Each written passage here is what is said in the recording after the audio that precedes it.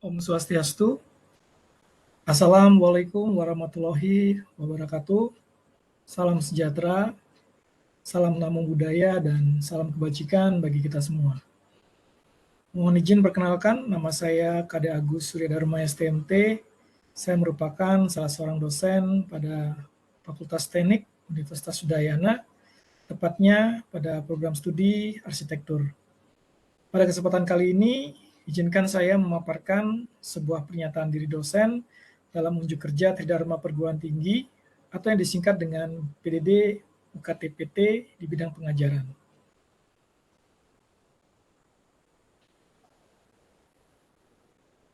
Pada kesempatan kali ini, saya akan memaparkan mengenai outline pemaparan mata kuliah, yaitu mata kuliah dasar-dasar perancangan kota yang merupakan salah satu mata kuliah pendukung yang terdapat pada program studi arsitektur Udayana, di mana outline pemaparan mata kuliah kali ini telah memenuhi 3 komponen, yaitu meliputi komponen delivery, interaction, dan assessment. Yang pertama, outline pemaparan mata kuliah ini akan memaparkan tentang deskripsi mata kuliah, tentang mata kuliah dasar-dasar perancangan kota, dilanjutkan dengan capaian pembelajaran lulusan dan mata kuliah, kemudian dilanjutkan juga dengan materi pembelajaran atau pokok bahasan yang terdapat pada mata kuliah dasar-dasar perancangan kota. Kemudian dilanjutkan dengan rundown dan komponen mata kuliah serta target mingguan. Kemudian dipaparkan mengenai pustaka wajib, dilanjutkan dengan metode dan media pembelajaran yang digunakan sebagai support system. Kemudian dilanjutkan dengan tata tertib dan kontrak perkuliahan yang berlaku selama proses belajar mengajar. Kemudian dilanjutkan dengan pemaparan mengenai penjelasan tugas. Ada juga pemaparan mengenai komponen dan bobot penilaian sebagai proses assessment. Dan terakhir akan ditayangkan mengenai rekaman cuplikan video pengajaran tentang mata kuliah dasar-dasar perancangan kota. Pada kesempatan kali ini pula saya akan menyampaikan mengenai deskripsi singkat mata kuliah dasar-dasar perancangan kota.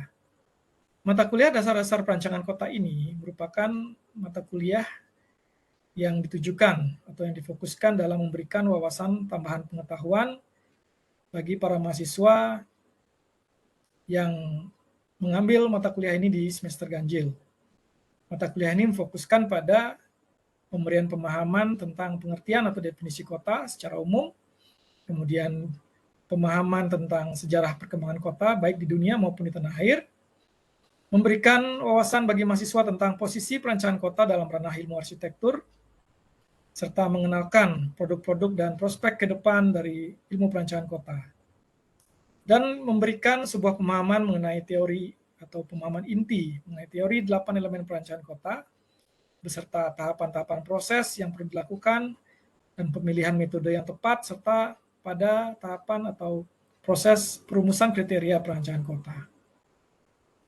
Mata kuliah ini merupakan mata kuliah yang diselenggarakan di semester ganjil dengan statusnya sebagai mata kuliah pendukung dan memiliki kode kuliah yaitu PN 17336, memiliki bobot 2 SKS. Mata kuliah ini tidak memiliki mata kuliah prasyarat dan diampu secara tim teaching yang totalnya berjumlah 7 dosen, di mana saya merupakan salah seorang dosen pengampunya. Kita masuk pada bagian CPL dan CPMK. Capaian pembelajaran lulusan pada program studi arsitektur UNUD sendiri yang dibebankan pada mata kuliah ini meliputi beberapa hal yang dimana terdiri atas 4 hal yang sudah mempertimbangkan tentang sikap, keterampilan umum, keterampilan khusus, dan pengetahuan. CPL ini ditujukan untuk atau sebagai pedoman arahan bagi dosen pengampu dalam melaksanakan tugasnya memberikan proses belajar mengajar untuk menjaga kompetensi atau kualitas daripada lulusan di tiap-tiap mata kuliah. Berikutnya merupakan CPMK atau capaian pembelajaran mata kuliah yang dibebankan pada mata kuliah dasar-dasar perancangan kota. Ada 7 CPMK. Yang pertama adalah atau CPMK pertama, mahasiswa diharapkan mampu memahami program perkuliahan selama 1 semester. Yang kedua, capaian pembelajarannya mahasiswa diharapkan mampu memahami tentang wawasan atau definisi pengertian sejarah dan proses perkembangan kota. Yang ketiga, mahasiswa mampu memahami proses perencanaan kota dalam ilmu arsitektur atau posisi perencanaan kota dalam ilmu arsitektur. Dan yang keempat, mahasiswa diharapkan untuk mampu memahami 8 elemen perencanaan kota yang merupakan pokok bahasan inti pada mata kuliah ini. Dan yang kelima, mahasiswa diharapkan mampu memahami produk-produk atau prospek ke depan dari ilmu perencanaan kota ini. Yang keenam, selanjutnya mahasiswa diharapkan agar mampu memahami dan menerapkan proses, memilih metode, serta merumuskan kriteria perencanaan kota yang tepat dalam suatu kegiatan merancang kota yang disesuaikan dengan konteks persoalan dan potensinya. Dan terakhir, mahasiswa diharapkan mampu menganalisis suatu kajian dari perencanaan perkotaan atau suatu kajian dari persoalan kota menggunakan 8 elemen perencanaan kota dari Hamid Sirvani, mulai dari mereview potensi, permasalahan kota, dan konteks lingkungan. Berikutnya, dipaparkan mengenai materi pembelajaran atau pokok bahasannya. Pada mata kuliah dasar-dasar perencanaan kota, ada 4 pokok bahasan utama yang akan diberikan atau yang akan dibahas dalam satu semesternya. Yang pertama adalah mahasiswa akan diajak atau diantar atau diberikan sebuah wawasan pengantar untuk mulai mengenal contoh-contoh aplikasi dari urban design atau rancang kota melalui contoh-contoh produk-produk rencana tata ruang seperti dokumen rencana tata ruang wilayah atau disingkat dengan RT/RW, kemudian dokumen RDTR, dokumen RTRK, RTBL hingga pada zoning regulation. Yang kedua, pokok bahasan yang kedua membahas tentang pemberian pemahaman mulai dari pengertian atau definisi kota secara umum. Kemudian menjelaskan atau memberikan penjelasan pada mahasiswa tentang sejarah perkembangan kota baik di dunia maupun di tanah air sendiri, dan menjelaskan posisi perancangan kota dalam ranah ilmu arsitektur dan kaitannya dengan ilmu-ilmu atau disiplin ilmu lainnya di luar arsitektur seperti planologi, kemudian geografi, sosial budaya, dan sebagainya. Serta tidak lupa disampaikan juga tentang produk dan prospek ke depan dari keahlian perancangan kota. Yang ketiga adalah memberikan pokok bahasa tentang elemen-elemen perancangan kota yang merupakan pokok bahasan inti, yang terdiri atas 8 elemen perancangan kota. Dan yang keempat adalah memberikan suatu wawasan atau bekal pengetahuan bagi mahasiswa agar mahasiswa sanggup untuk memahami tahapan-tahapan dari proses suatu perancangan kota. Kemudian mahasiswa diharapkan juga mampu memilih metode perancangan kota yang efektif, efisien, dan tepat guna dalam masing-masing kondisi perancangan kotanya. Dan yang terakhir, mahasiswa akan diarahkan dalam berlatih bagaimana membuat sebuah rumusan kriteria yang umumnya digunakan dalam sebuah perancangan kota. Berikut merupakan rundown dan komponen mata kuliah serta target mingguan. Untuk mata kuliah dasar-dasar perancangan kota pada semester ganjil ini dilaksanakan selama 17 minggu, di mana minggu pertama hingga minggu ke-7, mahasiswa akan diberikan pengantar awal, kemudian dilanjutkan dengan pemberian pemahaman mengenai definisi kota, sejarah kota, dan sebagainya, hingga mulai dikenalkan dengan salah satu atau salah dua dari 8 elemen Sirvani yang merupakan 8 elemen perancangan kota. Kegiatan perkuliahan bisa berlangsung secara luring dan daring, menyesuaikan dengan kondisi, dan pertemuan minggu pertama sampai minggu ke-7 ini diberikan bobot sebanyak 10%. Berikutnya, di minggu ke-8, mahasiswa akan dihadapkan dengan ujian tengah semester, di mana ujian tengah semester atau UTS ini adalah sebuah bentuk evaluasi yang diberikan oleh dosen untuk tujuan mengukur tingkat daya serap dari materi yang telah diberikan pada mahasiswa. UTS ini lebih bersifat luring, yaitu di luar jaringan, dan memiliki bobot sebanyak 20%. Berikutnya di minggu ke-9, mahasiswa akan kembali kuliah atau belajar secara biasa, yaitu melanjutkan kembali teori-teori dari 8 elemen Sirvani tersebut, kemudian ditambahkan juga dengan kemampuan dalam melakukan analisis kajian, serta melakukan bimbingan penugasan, yaitu tugas 1 dan tugas 2. kegiatan ini berlangsung dari minggu ke-9 hingga minggu ke-16. Untuk minggu ke-9 dan minggu ke-14 itu memiliki bobot sejauh atau sebanyak 10%. Dan minggu ke-15 dan 16 itu memiliki bobot 40%. Karena di minggu ke-15 dan 16 ini, mahasiswa akan diberikan sebuah wawasan pengetahuan yang baru dan keahlian atau keterampilan yang baru tentang kajian atau cara mengkaji dan menganalisis potensi dan permasalahan atau persoalan yang ditemukan dalam sebuah kasus real di lingkungan tempat tinggalnya yang akan dipadu-padankan dengan 8 teori elemen perencanaan kota yang sudah didapatkan sebelumnya. Dan di minggu terakhir, yaitu minggu atau pertemuan di minggu ke-17, mahasiswa akan dihadapkan juga dengan ujian akhir semester yang merupakan evaluasi akhir dari proses pembelajaran selama 1 semester yang akan menguji atau mengukur tingkat penyerapan dari materi yang telah diberikan mulai dari minggu ke-9 sampai minggu ke-14. Dan ujian akhir semester ini diberikan bobot 20%. Untuk referensi utama dan pendukungnya, terdapat literasi wajib dan literasi pendukung, di mana literasi wajib dan literasi pendukung ini dapat berupa buku atau pustaka dan kumpulan daripada jurnal atau artikel-artikel ilmiah yang wajib dibaca oleh mahasiswa untuk menambah pengayaan daripada wawasannya selain mendapatkan pengetahuan atau tambahan ilmu pengetahuan dari dosen pengampunya. Berikutnya adalah tentang metode dan media pembelajaran pada mata kuliah dasar-dasar perencanaan kota. Metode dan media pembelajaran yang digunakan menggunakan metode langsung dan tidak langsung. Untuk langsungnya menggunakan metode luring, yaitu tatap muka dalam kelas, atau jika kondisi tidak memungkinkan dapat di-blended dengan metode sinkron daring, yaitu tatap layar menggunakan fasilitas platform Webex. Kemudian untuk kegiatan atau metode belajar mengajar yang tidak langsung dapat menggunakan LMS atau Learning Management System, yang dimana pada kampus Universitas Udayana ini sudah memiliki LMS internal yang disebut dengan OASE. Pada platform OASE ini, dosen dan mahasiswa akan dimudahkan dalam melaksanakan kegiatan seperti mengadakan forum diskusi, pengiriman atau penyampaian materi, melakukan penilaian atau assessment, melakukan UTS, UAS, pengadaan kuis, dan juga penjelasan tugas.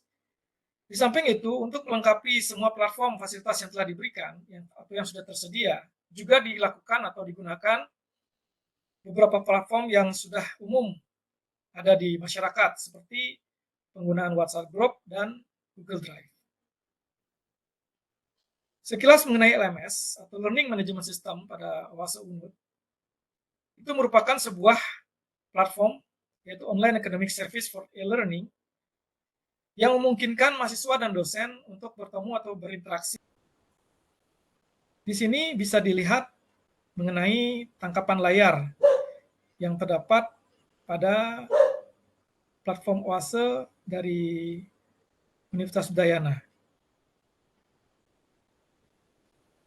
Selanjutnya dijelaskan atau dipaparkan mengenai tata tertib perkuliahan luring, di mana pada tata tertib perkuliahan luring ini, seperti biasa, ada batasan-batasan yang diatur agar mahasiswa memahami hak dan kewajiban mereka, sehingga kegiatan proses atau kegiatan belajar mengajar yang sedang dilalui dapat dilaksanakan dengan baik.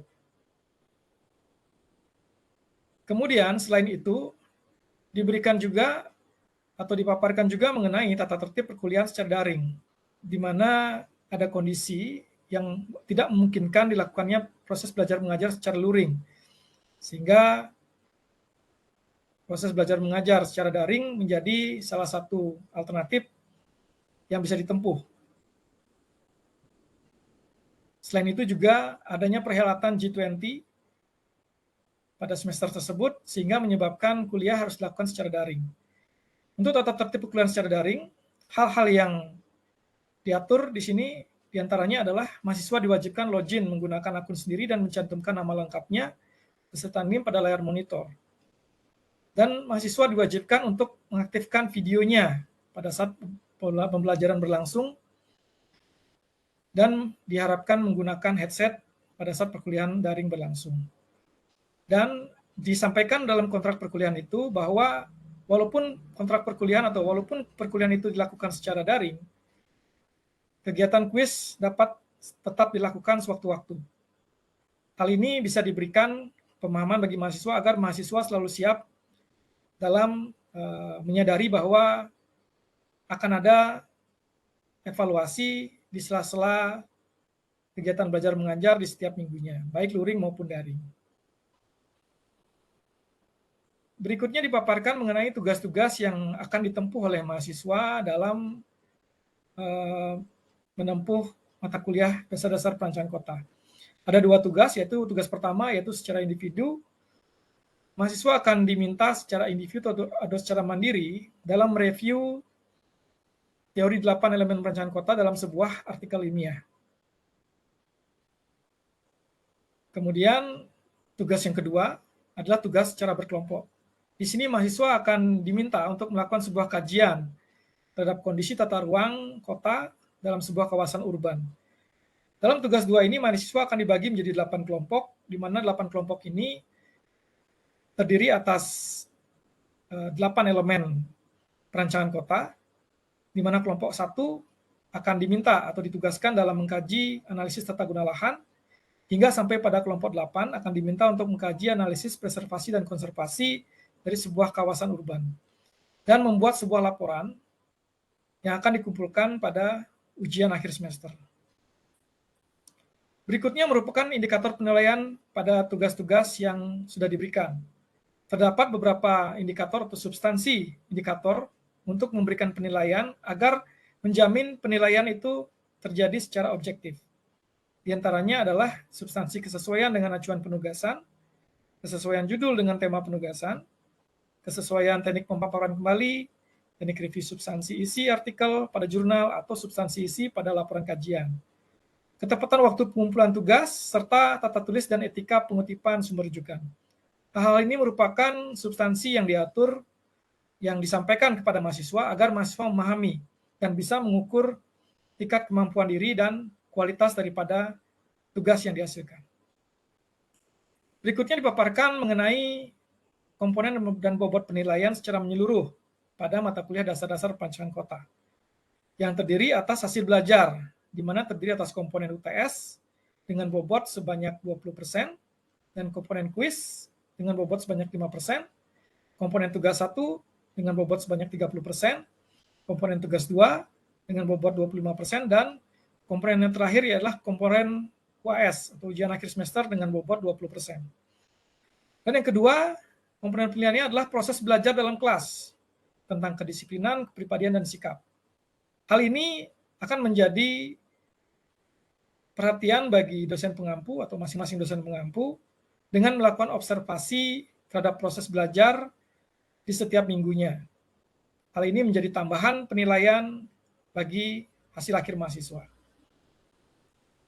Demikian yang bisa dipaparkan tentang outline daripada mata kuliah dasar-dasar perancangan kota. Berikutnya akan ditayangkan mengenai recording atau rekaman tentang cuplikan video proses pengajaran pada mata kuliah dasar-dasar perancangan kota. Selamat menyaksikan. Terima kasih.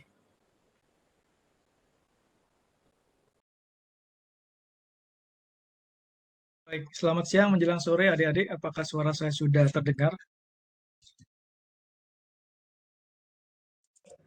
Sudah terdengar, Pak. Ya, baik. Terima kasih. Sebelumnya saya mau absen. Sepertinya semua hadir ya.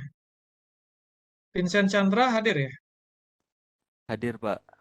Oke, tolong kameranya diaktifkan. Hadir ya. Oke. Madi Haryananta belum hadir. Terakhir Madi Angga Surya Putra. Hadir, Pak. Oke, baik. Oke, Baik, sekarang dengan saya ada dua materi lanjutan ya. Materi terakhir dari 8 elemen Sirvani itu yaitu ruang terbuka ya, ruang terbuka hijau dan ruang terbuka non hijau.